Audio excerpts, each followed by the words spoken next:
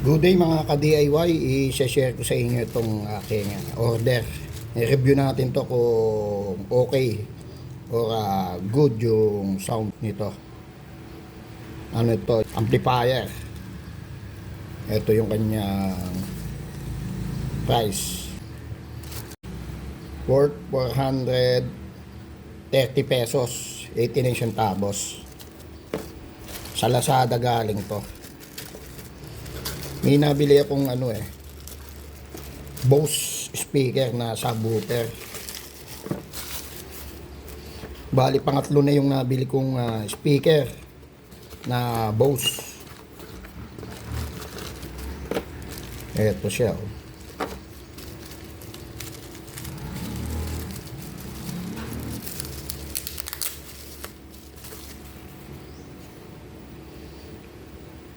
Okay, mayroong volume ng subwoofer and then frequency. Low. Frequency para sa low. And then treble.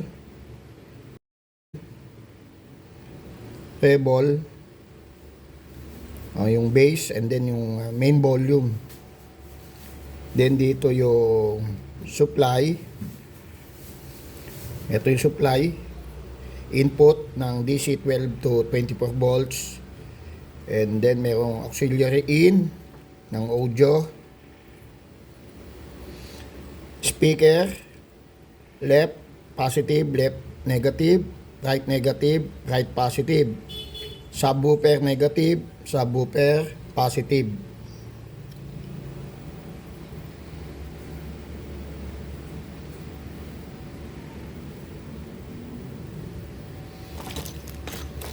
Okay, ito yung kanyang cover, pinaka chassis. Okay. Sa Sabado ng umaga ay gagawin natin yan, tetest natin. Pakikita ko sa inyo. Good day mga ka-DIY. At ituloy natin yung ating video. Nung last na video natin ay Tuesday. Ngayon ay time check tayo. Saturday, May 24, 2025, 12:28. Yung last video natin, ito pinakita natin dito yung terminal speaker ng left and right, and then meron tayo ditong output ng subwoofer. Ang terminal speaker natin sa right, meron tayo ditong right positive and then right negative, left negative, left positive. Yan po yung left and right natin. And then yung output natin na subwoofer, S positive and then S negative. Ito po yung output natin. Ang input ay ito, 3.5. Auxiliary in. Ang input ng supply ay DC 12 volts to 24 volts. Pwedeng 12 hanggang 24 volts. Ito po yung output terminal ng speaker natin. At meron din siyang Bluetooth. With Bluetooth po. Yung volume, ito. And then volume ng bass, treble, volume ng subwoofer natin, and then yung frequency. Ito yung frequency. Ngayon, ipakikita ko sa inyo yung gagamitan natin ito. Nakabili ako ng subwoofer na Bose. Ito yung subwoofer ng Bose.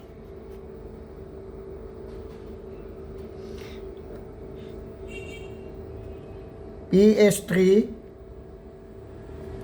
dash 21.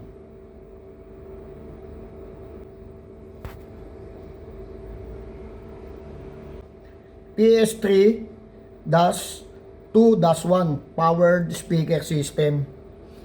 Ngayon, ipakikita ko sa inyo yung amplifier sa loob. Yung amplifier sa loob ay hindi na natin gagamitin. Ito yung ating gagamitin. Ngayon, ang gagawin natin dyan, i-open natin. ililipat natin yung ating camera doon, medyo malayo. Ayan.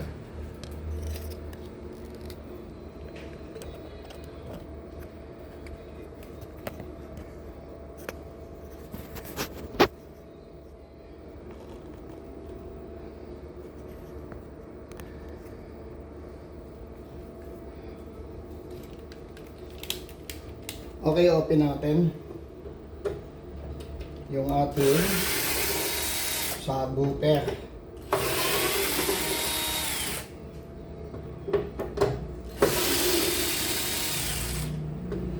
Ito yung sa atin ay DIY lang. Dahil ito, nung binili natin, ay wala siyang kasamang player. Wala yung kanyang controller.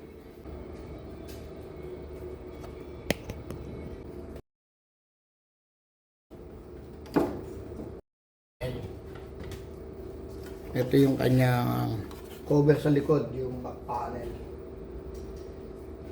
Ngayon, ito yung laman ng Bose subwoofer. PS3-2-1.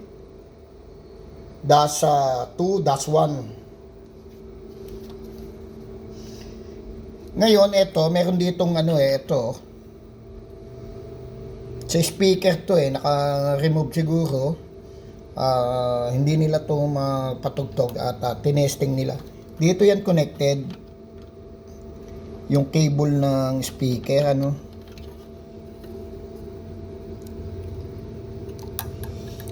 dito connected yan. Ayan. Ngayon ito ay buo naman, sabi nung binilihan natin.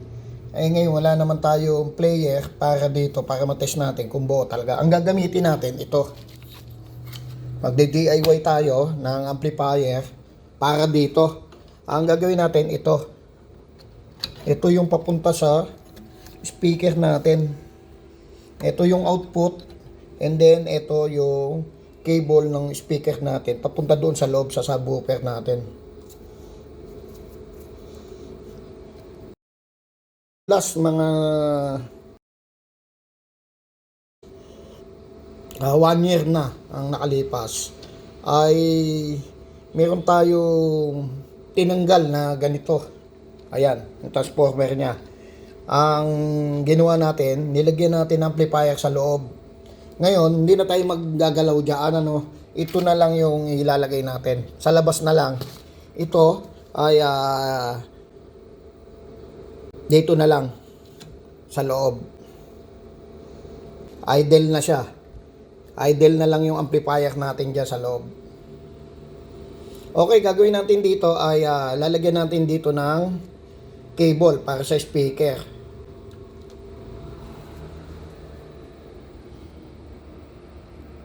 Okay, ito yung speaker natin yung cable ng ating speaker. Ang ilalagay natin dito, itong papunta sa amplifier. Ito yung ating positive. Ngayon, okay, ito yung ating negative.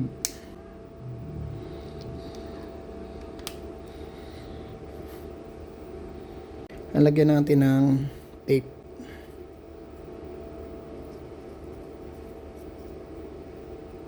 Okay, lagyan natin ng tape.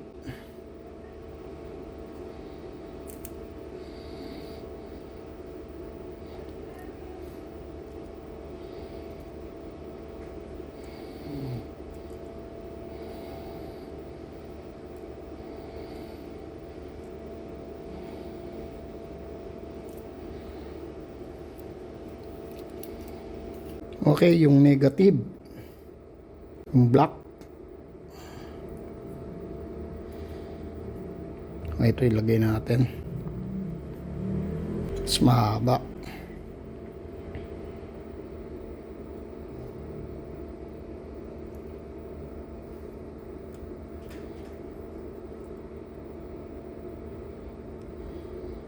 Ang ginawa natin ay hindi natin pinutol at sayang yung terminal. Ang gagawin natin, yan. Titipan na lang natin.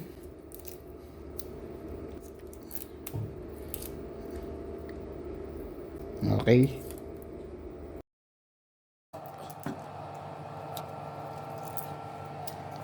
Kasi ang wire natin, pag hindi natin nilagyan ng tape, ay may tendency pag nagbe-base na o kumakalabog na yung ating subwoofer ay mag-loose dito. At hindi naman natin sinolder at sayang kung if puputulin natin dito. Susugatan natin yung wire. Ito na lang muna at pwede naman. And then lalagyan natin ng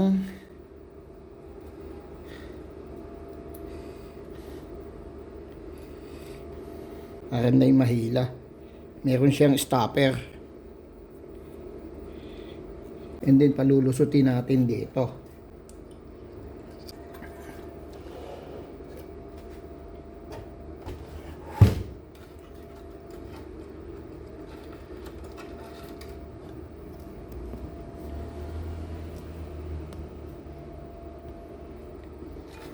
Okay.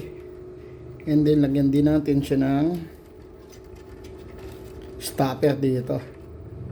Twist natin yung cable.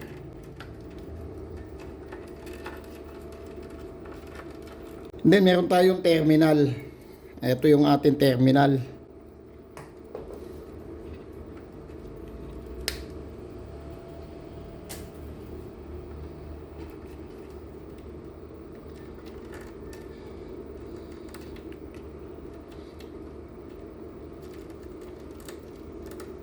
And then i-close na natin.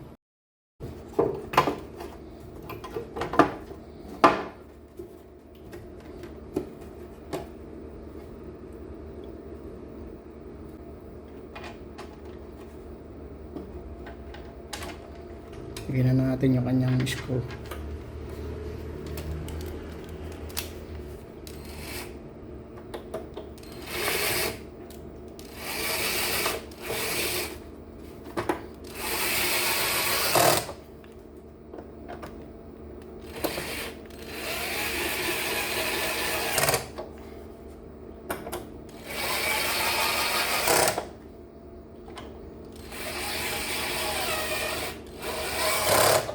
Okay. Ang gagawin natin dito, i-test natin. I-install natin doon yung amplifier. Ito.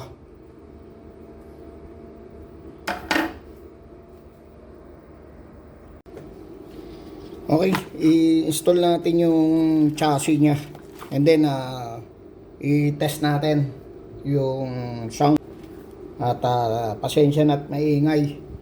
Charging yung ating solar inverter na 24 volts, 3000 watts. Check natin yung charging. 29.6 ampere yung kanyang charging. Meron siyang PV voltage na 37 volts. And then ang charging current niya ay 29.4 ampere. Kaya medyo maingay dito sa pwesto natin.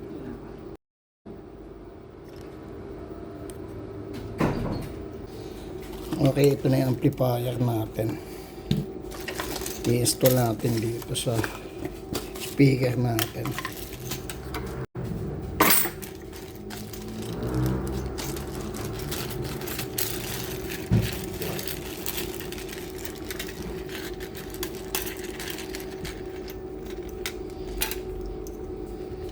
Okay, ito yung mga knob.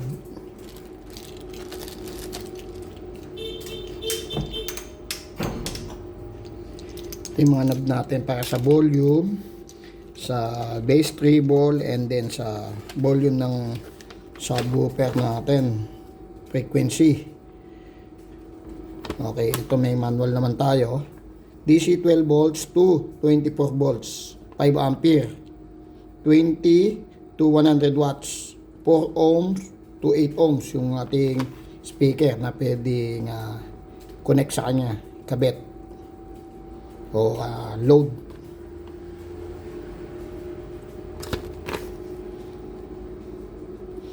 Ang subwoofer frequency 20 to 200 Hz.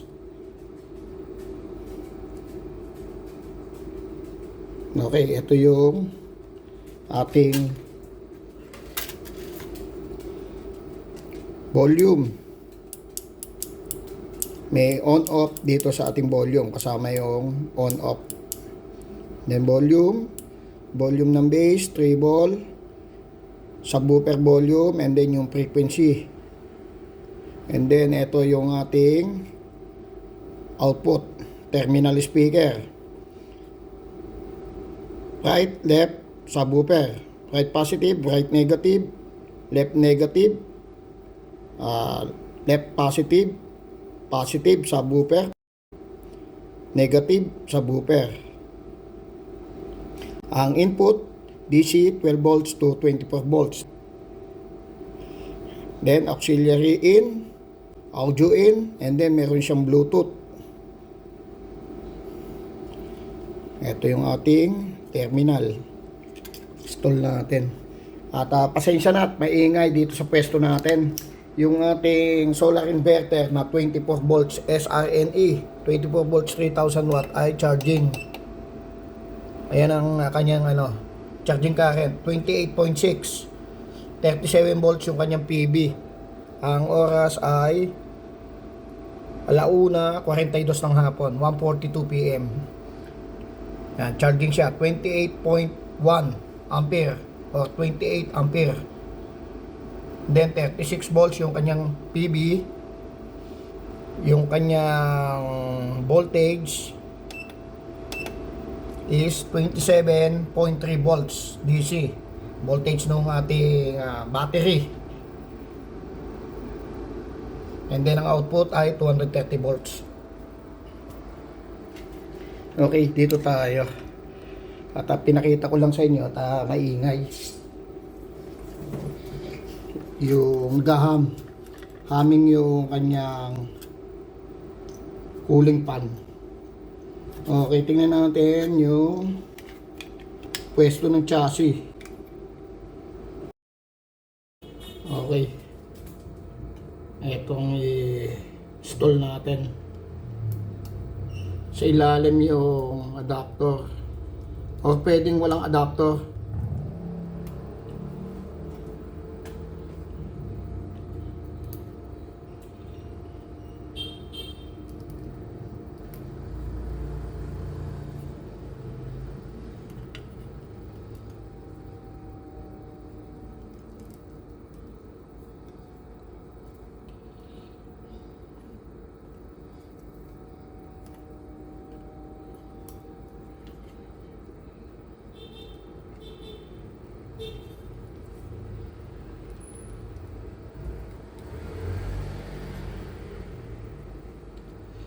Okay, check natin if pwedeng walang adapter o may adapter.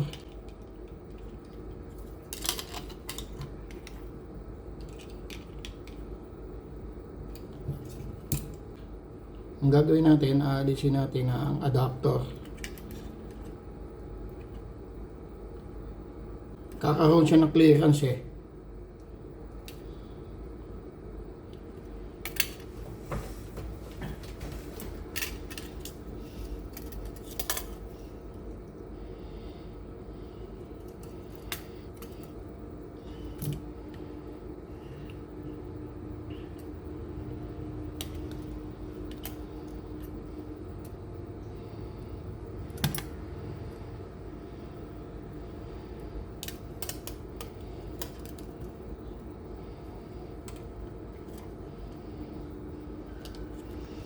Okay, ito yung connection. And then, ayun.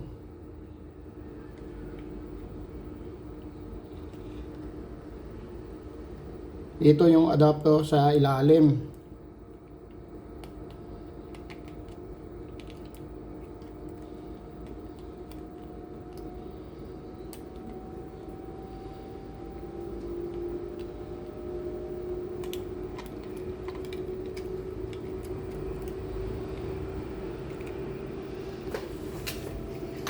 Check natin yung charging. Malakas yung cooling pan eh.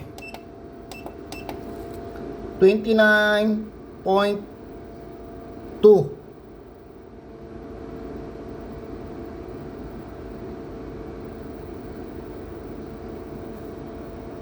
29.7. Nagbabari. 29.5. 29.6. Yan charging current ng ating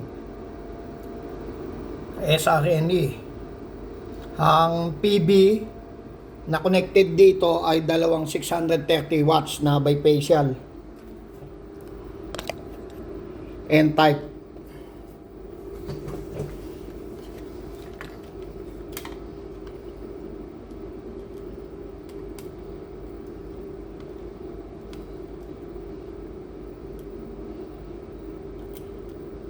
Ang oras natin ay 1:51.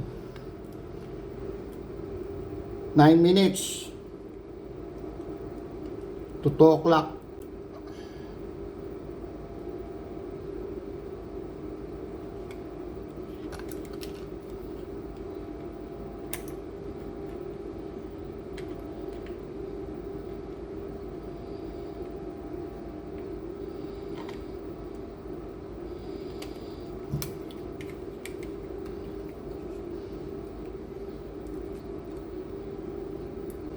Okay, yung maliit, eto, lumalabas, ito yung adapter eh, para may install natin yung cover sa ilalim.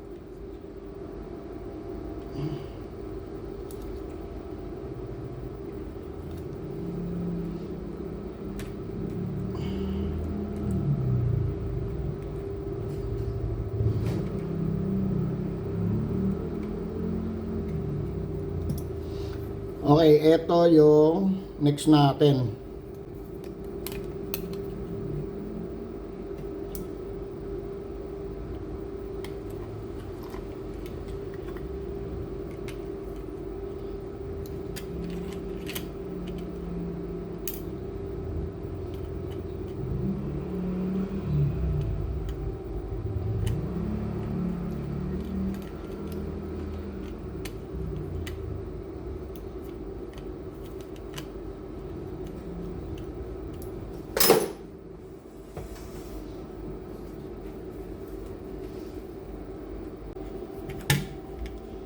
Okay, install natin yung knob.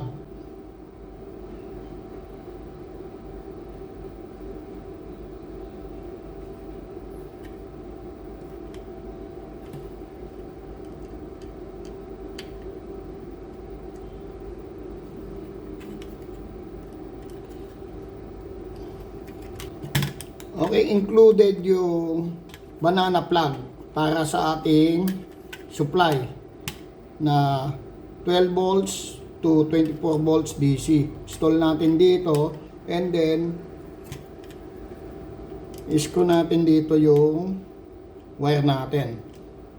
Pero sa akin ang gagamitin ko rito, meron akong power supply ito. Ang power supply ko ay 100 to 240 volts, 50 or 60 hertz. Ngayon ito ay 1 ampere lang. Dito ang supply dapat natin ay 5 ampere. Ang output nito ay 12 volts DC, 1.5 ampere.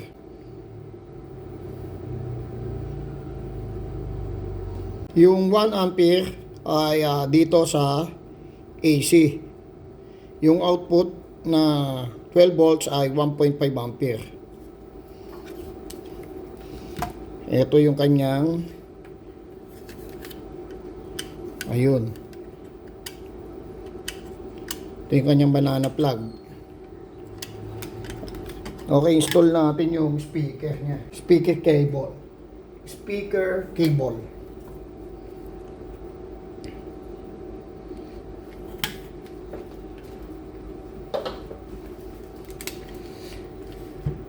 Okay, dito kung makikita natin,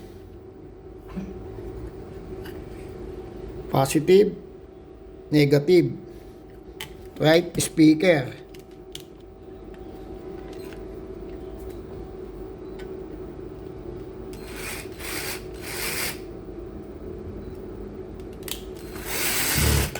Okay. Positive. Then, negative.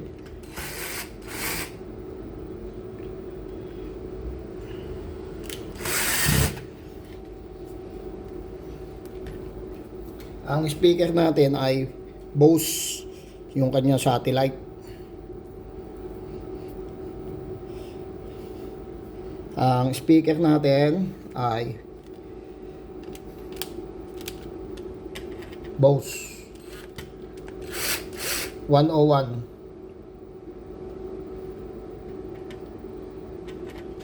Okay, negative.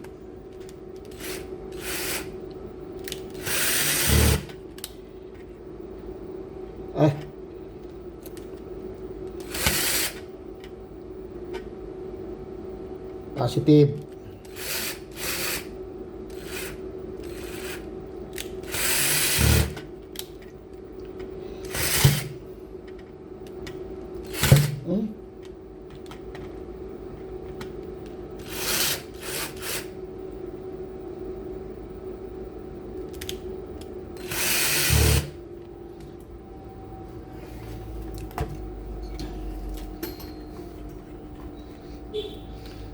Okay. Mag-install tayo ng dividing network.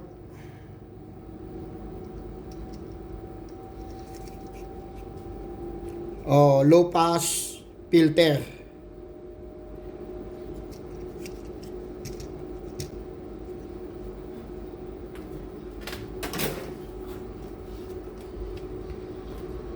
Mag-install tayo ng low pass filter.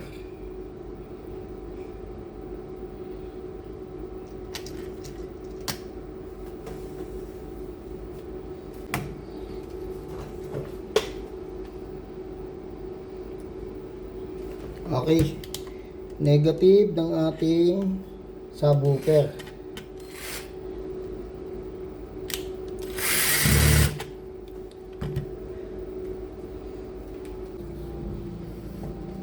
And then positive ng ating subwoofer.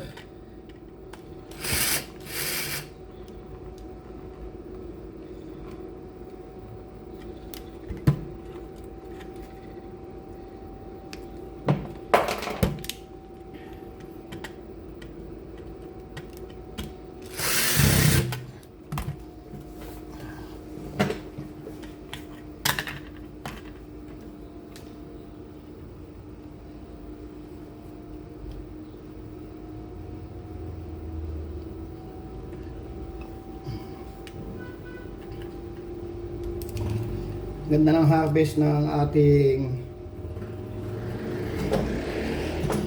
630 watts na PB na bifacial Jinko.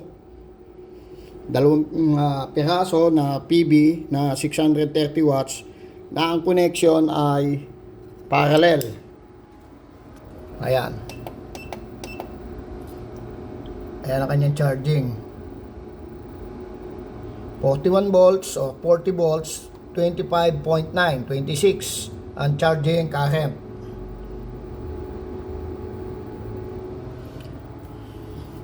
Yung SRNE ay built-in MPPT. Yung ating PB cable ay diretso na sa PB-in.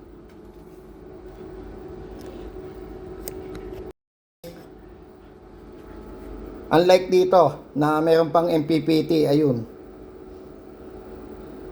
And then yung solar inverter natin ay snap.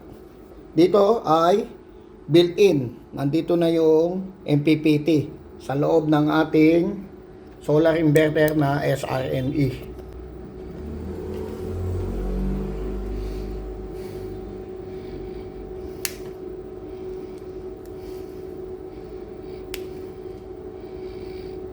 Okay, ang input ng ating low pass filter ay ito, in. And then dito yung out. Ang positive ay ito, positive, negative. And then ang output ay negative, positive. Ito ang output.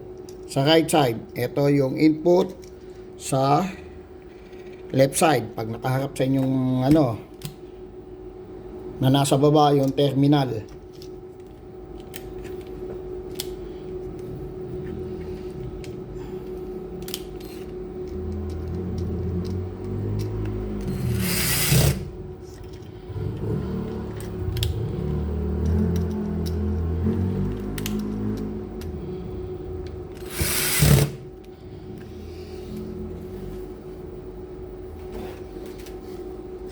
Okay, negative ng ating speaker cable,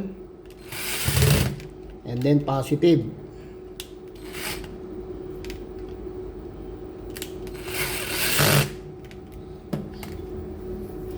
Ang gagawin natin, i-install natin doon sa ilalim.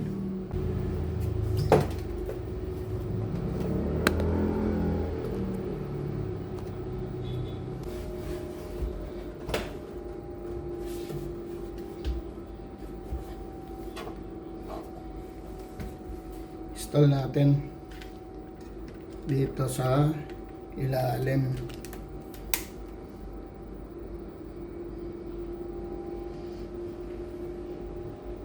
Okay, negative,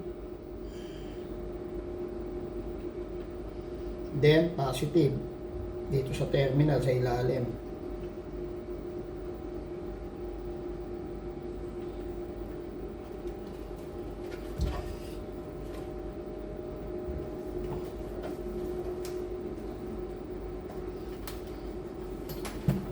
Okay. Ngayon, i-test natin. Sana hindi tayo maka-copyright. Okay, ito yung ating power supply.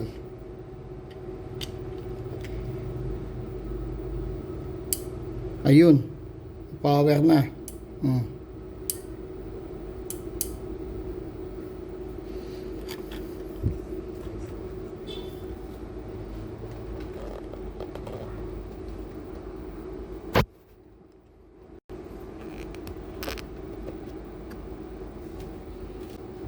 Okay, lagyan natin ng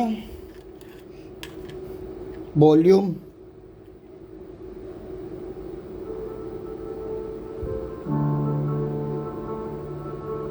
Cable.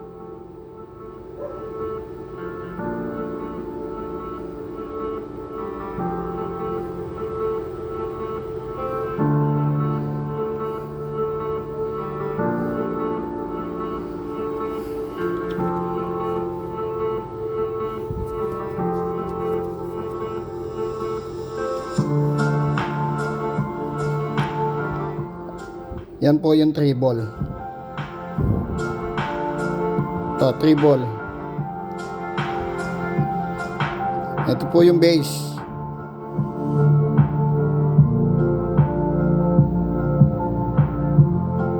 Ito yung volume ng subwoofer. Ito frequency. Okay, volume.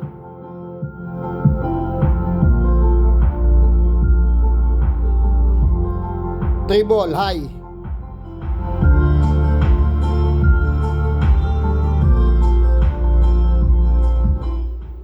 Yung low, off natin.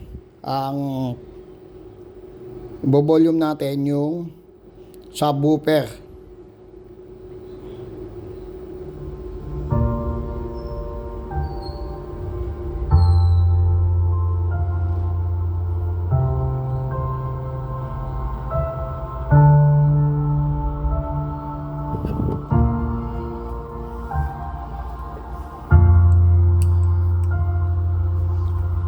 Okay, lipat natin yung ating change music tayo, change music. I-test natin yung Dolby Sound. Tingnan natin kung okay ito sa Dolby Sound sa pang home theater na 2.1.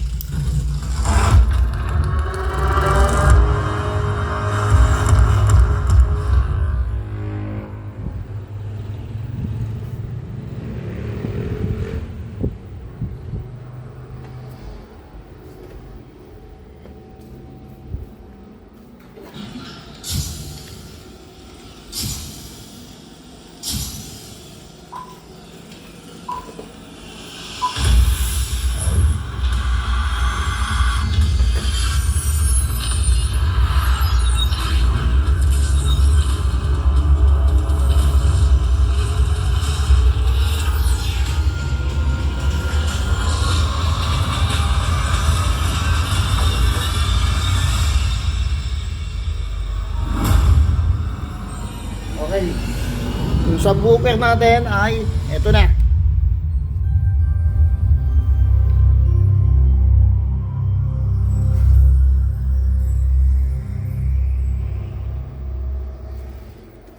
Okay, maraming salamat po at nag-share ko sa inyo yung ating in-order sa Lazada na 2.1 na amplifier, digital amplifier.